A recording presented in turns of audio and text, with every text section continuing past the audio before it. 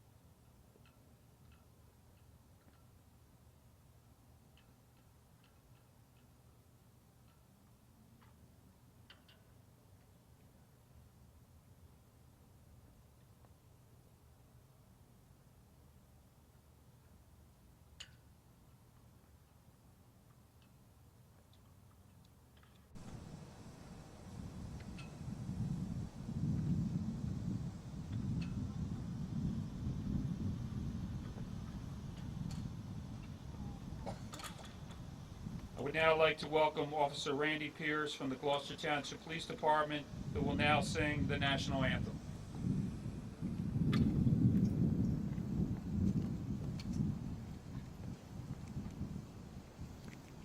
Oh, say, can you see by the dawn's early light what so proudly we hailed at the twilight's last gleaming, whose broad stripes and bright stars through the perilous fight o'er the ramparts we watched were so gallantly streaming, and the rockets recollect the bombs bursting in air gave proof through the night that our flag was still there. Oh, say, does that star-spangled banner yet wave for the land of the free and the home of the brave?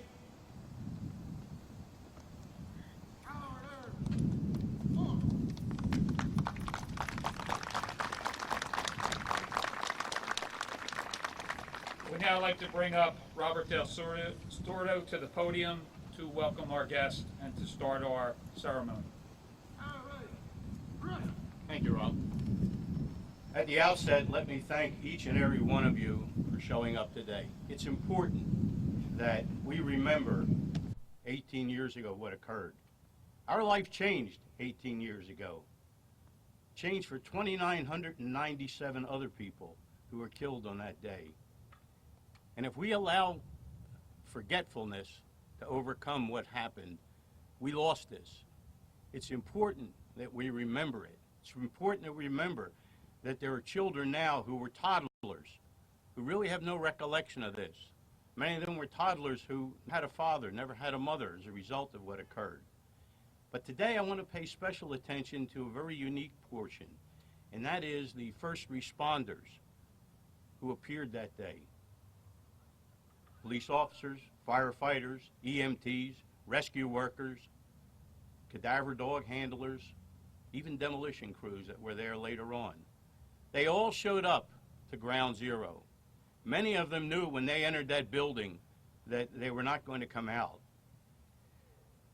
Somebody said the other day that they criticized me for calling the recruits and the criminal justice students as first responders as the cream of the crop. Well, I'm going to say they are the cream of the crop.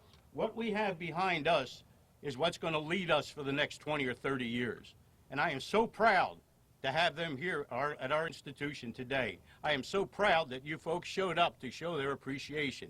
They are going to lead the gauntlet. We're aging, there's no question about it.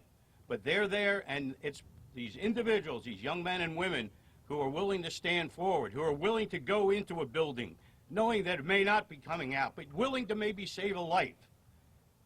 And now, after 20 years, we're seeing some of the most terrible diseases with one common factor. They were at ground zero: pancreatic, lung cancer, prostate cancer, brain tumors. Just there's 14 different things that have occurred, knowing that these were toxic fumes that went there. And then the after responders who went in there in order maybe just to save just a memento for somebody. To them, I say thank you. And I say thank you on behalf of our nation. At this point, I'd like to have the opportunity to introduce our president of the college, Mr. Donald Borden, to come forward.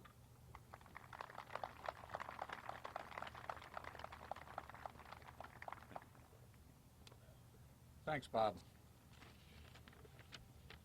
Good morning. Welcome to Camden County College. It's hard to believe the singular most memorable event in many of our lives happened 18 years ago. For those of us who remember that day and the ensuing weeks afterwards, I encourage you to look back on our national resolve, our sense of solidarity, and our appreciation for everyone who puts themselves in harm's way for our nation. 18 years later, we're a nation ever more divided politically, racially, and economically. Let's commemorate the loss we suffered as a nation and the sacrifices made on that day and since by our first responders and members of our military service as a reminder to all of us that we are Americans first. Let this day serve as an opportunity to be more committed to one another as fellow citizens who will work together and not against each other to confront our many challenges. Let this campus be a shining example of that commitment. Let Camden County College be a safe haven for all people of all stations of life, including our veterans who have served their nation with faith and diligence, and our future first responders. Let us work together to restore the notion, as lionized in our Pledge of Allegiance, that we are in fact one nation under God. Thank God. Thank you, and God bless America.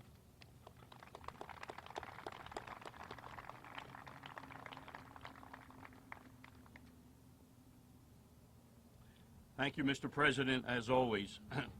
At this point, with your permission, I would like to indicate to you that on behalf of the 3,500 members of the New Jersey Retired Police and Fire Association, that I have the privilege of having today Captain Zukowski and Chief Zukowski and Captain Deal of the Camden Fire, retired. They are state delegates for the New Jersey Retired Police and Fire, and on behalf of the 3,500 members, and we have partnered with them over the course of years, I'm going to ask both of these individuals to present the memorial wreath at this time.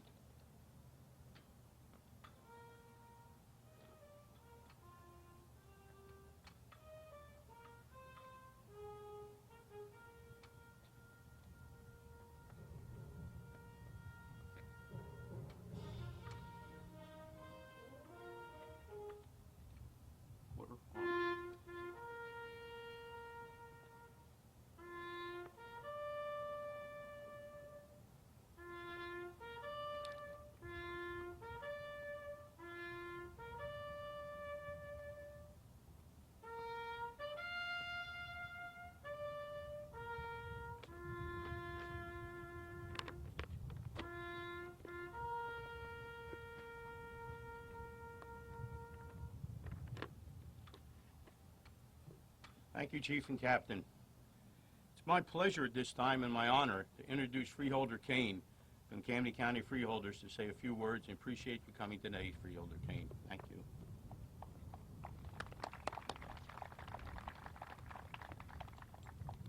It's not easy following taps to get up here and speak now.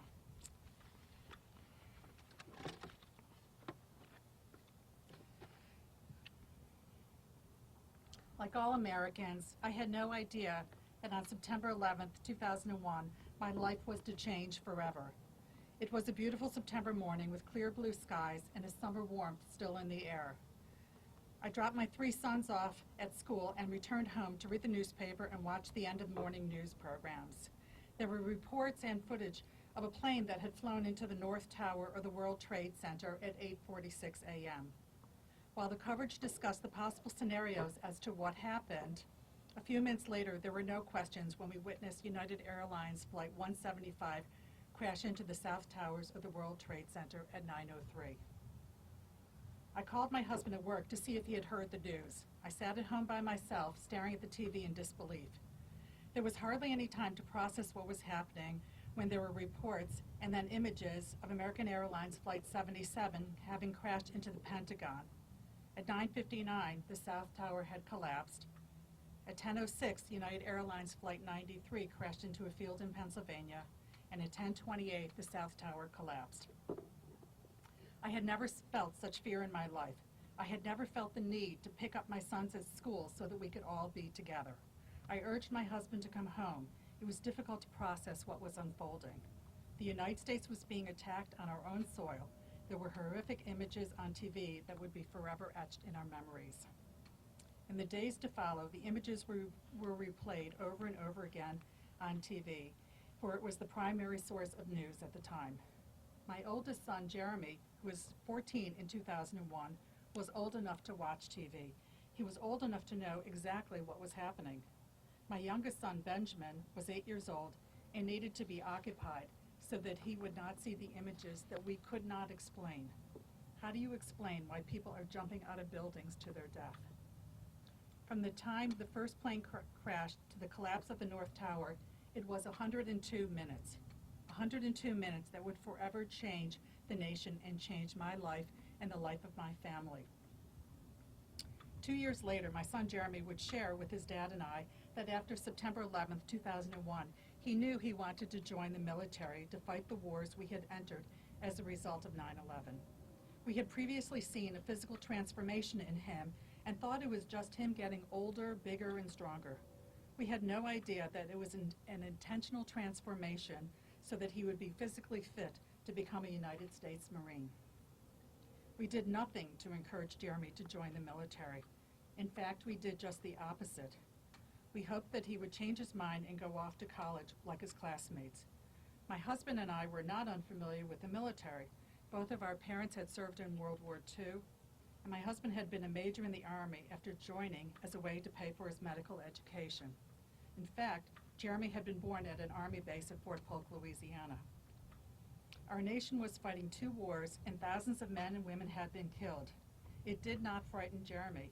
He was determined, and unbeknownst to us, he had been talking with a Marine recruiter during his senior year at Cherry Hill East. My husband and I pleaded with him to go to college, wait a few years, and then decide. We were proud of his willingness to become a Marine, but we were frightened. He finally agreed to wait before doing anything and would start his freshman year of college at Towson University. He started school as planned, and we were relieved. A few weeks later, I called him to say hello, and he sounded terrible and told me that he had something to tell me, that on September 11th of his freshman year, he had gone to the local recruiting station and joined the Marines. It was 5 years after our nation was first attacked. It was at this point my husband and I knew that there was nothing we could do except accept his decision and support him 100%. Days after completing his freshman year at Towson, he was at boot camp in Parris Island, South Carolina. 12 weeks later and 20 pounds lighter, Jeremy graduated, and a week later he was back at Towson. He had joined the Marines in a program that allowed him to train in the summer and attend college during the year. After completing the next summer at Towson, Jeremy transferred to Rutgers Camden. He missed not seeing his family, and he felt that Towson was not really a military-friendly school. The bonds and sense of brotherhood that he felt at boot camp were lacking at Towson, and it was time for a change. Jeremy returned back to Cherry Hill that summer, Jeremy returning back to Cherry Hill that January was a blessing. In April, my husband was diagnosed with stomach cancer. In June, after completing his sophomore year, Jeremy left for the School of Infantry at Camp Lejeune in North Carolina, even though by this time we knew his father was dying. 5 days later, my husband died. Jeremy returned home for a few days for the funeral and returned back to training for the remainder of the summer. The following year, at the end of his junior year at Rutgers, Jeremy learned that his unit was going to be deployed to Afghanistan, despite the fact that he was in a delayed entry program. After months of training to prepare for his deployment, Jeremy was in Afghanistan by November of 2009. The first 2 months of his deployment were filled with reassurances from him and the men that he served with that they were safe, despite being in the Helmand province. During the few phone calls he was able to make, he asked for supplies for the local children in the surrounding villages. The last time I spoke with him, he called to say he had received 11 packages from various friends, family members, and different organizations. He sounded wonderful, so appreciative of the packages, and expressed how much it had helped everyone's morale. On Saturday, January 23rd, I awoke feeling hopeful for the first time after my husband's death and Jeremy's deployment. Everything would change a few hours later. There would be someone knocking loudly at my front door. My youngest son, Benjamin, was home, and I called for him to ignore my knocking, assuming it was someone selling something. The knocking continued, and finally I opened the door to 3 uniformed officers standing there. In my heart, I knew why they were there. But in those brief seconds before the words were spoken, I prayed that he was just badly injured, anything but killed. But Jeremy was killed hours before in Afghanistan. He was 22 years old. He died stopping a suicide bomber that was walking towards him and the other men in his unit. Two other men were killed, along with 2 children that were playing in front of him at the market where the bombing took place. We look at defining moments in our lives, and we talk about things in terms of it happened before or it happened after. One of those defining moments in our nation was September 11th. In my personal life, it was also before and after my husband died, and before and after Jeremy was killed. In the days, weeks, and months and years following Jeremy's death, I have mourned, grieved, and eventually rebuilt my life. I have tremendous support from my friends, family, and community. My son was a hero who followed his passion and died doing what he was willing to die for. He will always be honored and remembered.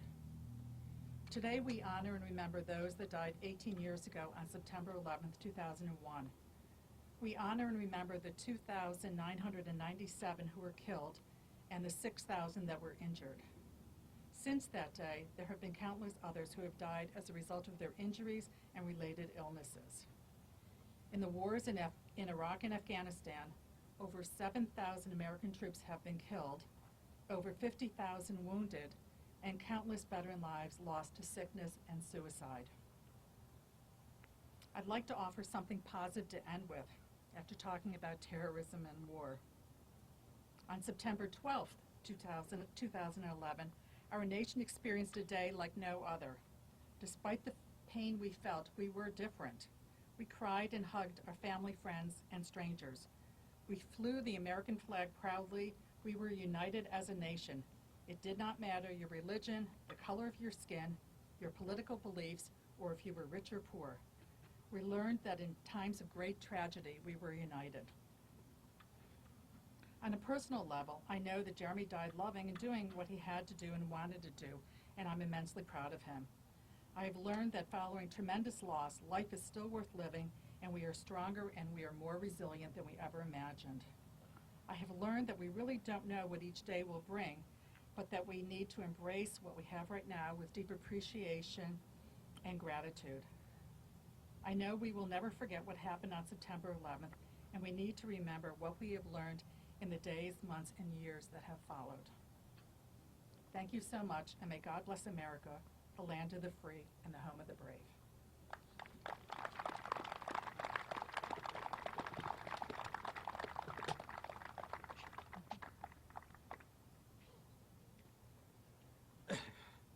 Would all of you please rise for a Gold Star Mother?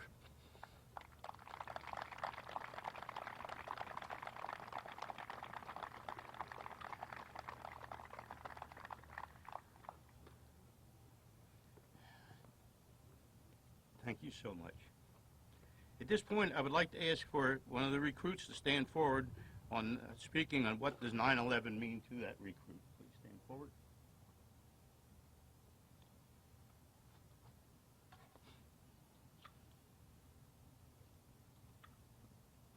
Introduce yourself.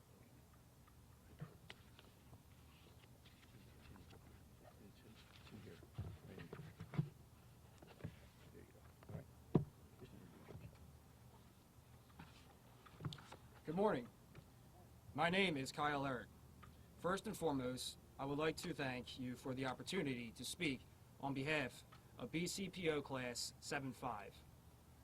I am a police officer recruit in the Camden County College Police Academy, representing the Delaware River Port Authority. Today, I would like to share my experience of 9/11 and how it changed my life. September 11, 2001, a day in our era that will live in infamy. It was 8:45 on a Tuesday morning. I was a freshman at Triton Regional High School in Runnymede, New Jersey. I'll never forget when my woodshop teacher turned on the television.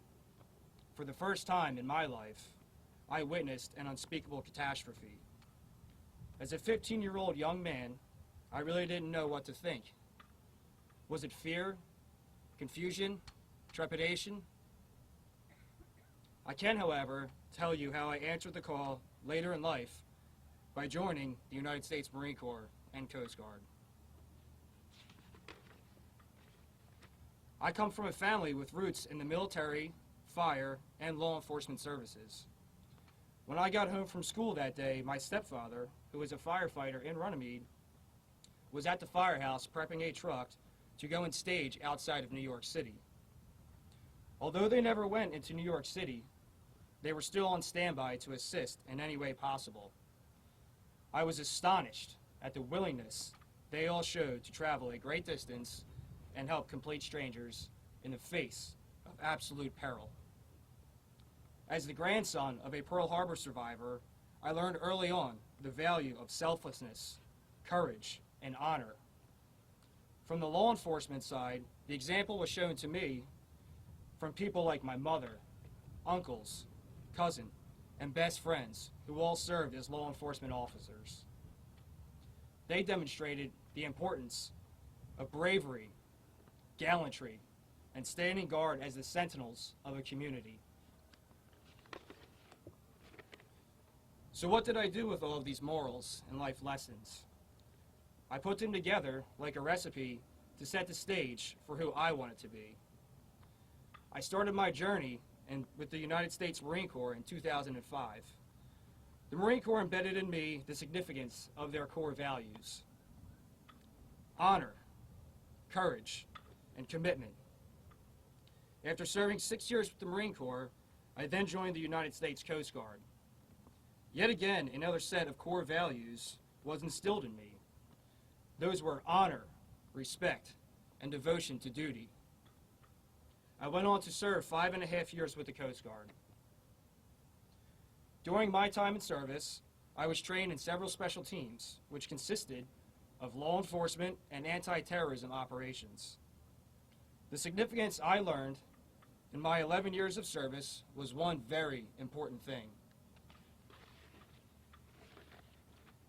A serviceman doesn't fight because they hate what is in front of them. They fight because they love what they left behind. Now, as a police recruit, I have the opportunity yet again to answer the call, to address the unknown, and to help those in their time of need. I now have another set of ingredients to the recipe that started my journey. So as we stand here today, we must always remember from that day two things: what was left behind and what is in front of us now. What was left behind was an unspeakable tragedy that cost us 2,997 lives. That's 2,997 police officers, firefighters, EMS, military, and civilians. What we have in front of us now is education, will, and remembrance. The education to counter more possible tragedies is this: the will to answer the call, and the remembrance that 2,997 souls will never be forgotten.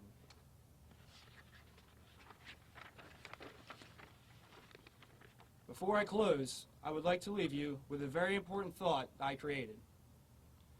When tragedy strikes, opportunity is born. When opportunity is tested, courage thrives. When courage thrives, honor is the outcome. So let us all honor them now. I would like to ask you all, if sitting, to please stand, not in silence, but with a thunderous applause, to let the ones we lost know that we will never forget.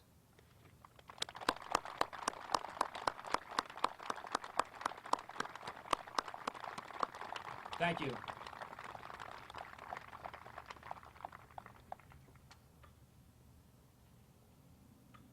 It's tough to follow that. Our closing speaker at this time will be retired Chief Robert Doyle from Magnolia, who's now running the Police Academy. Chief Doyle, you'll say a few closing remarks, please. Thank you.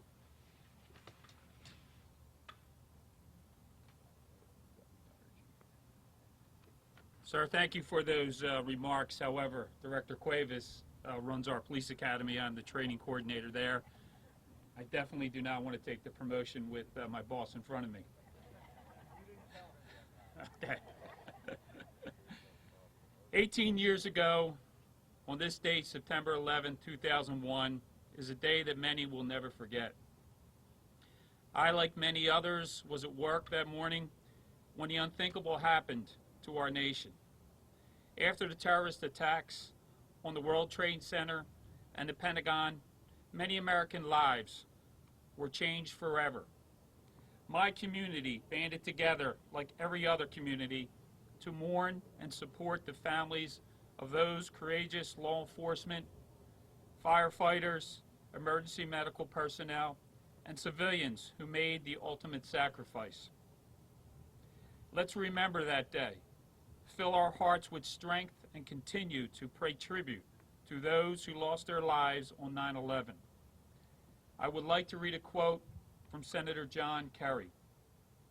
Remember the hours after September 11th when we came together as one to answer the attack against our homeland. We drew strength when our firefighters and our police officers ran upstairs and risked their lives so that others might live. When rescuers rushed into smoke and fire at the Pentagon, when the men and the women of Flight 93 sacrificed their lives to save our nation's capital, when flags were hung from the front porches all across America, and strangers became friends. It was the worst day we have ever seen, but it brought out the best in all of us.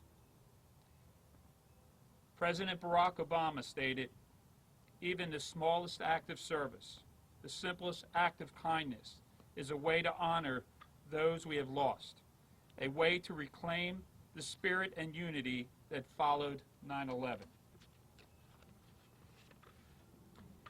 In closing this ceremony, I would like to thank President Donald Borden, all of the 9/11 Memorial Ceremony staff who organized this event, our veterans, our military service members, the Camden County College Public Safety Department, the Camden County College Police Academy, and all of the faculty and staff and college community who attended this event.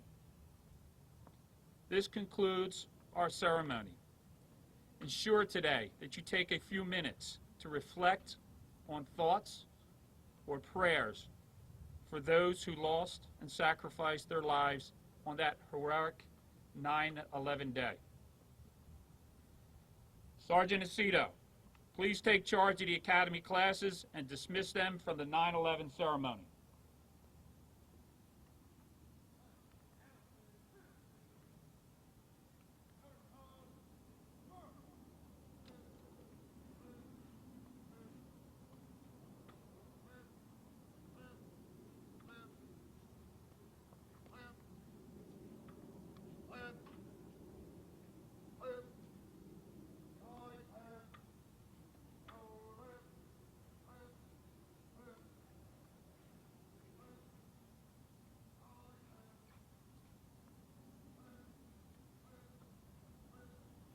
Thank all of you for coming out on this wonderful day.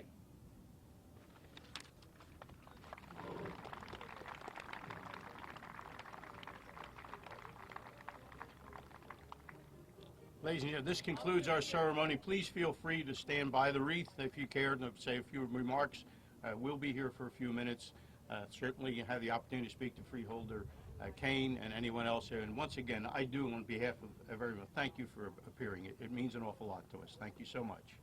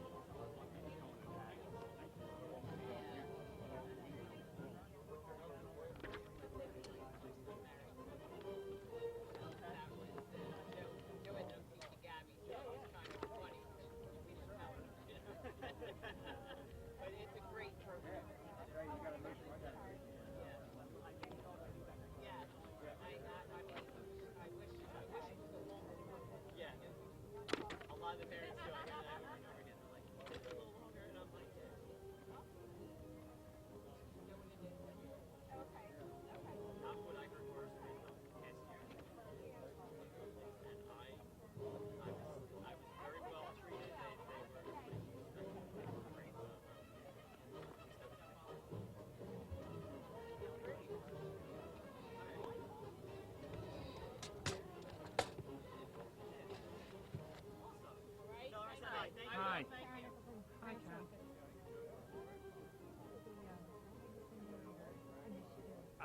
I think we started it with our other partner up in Camden Metro, and then it kind of died out. So we'll see where we can go. I just want to make sure I haven't dropped the ball. No. Nah, some other projects came up, so we kind of put it on the back burner. I will call you when we Okay, great. decide. Okay? Or anything else. You got it. All right, Thank you. thanks.